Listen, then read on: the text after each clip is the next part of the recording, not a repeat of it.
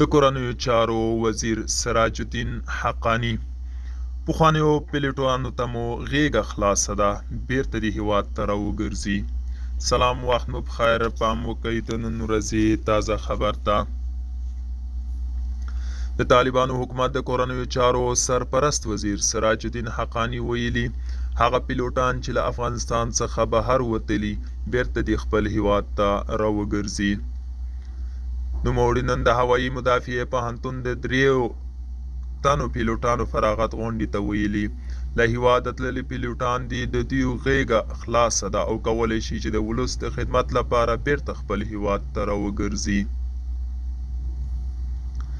دغه غونډې د طالبانو حکومت لوی درستیز ویلي چې د دوی اردو په واقعي معنوي د هیواد ساتونکي دي او د هیوادوالو د آرام ژوند لپاره هر ډول ستړیا منلو ته چمتو دي.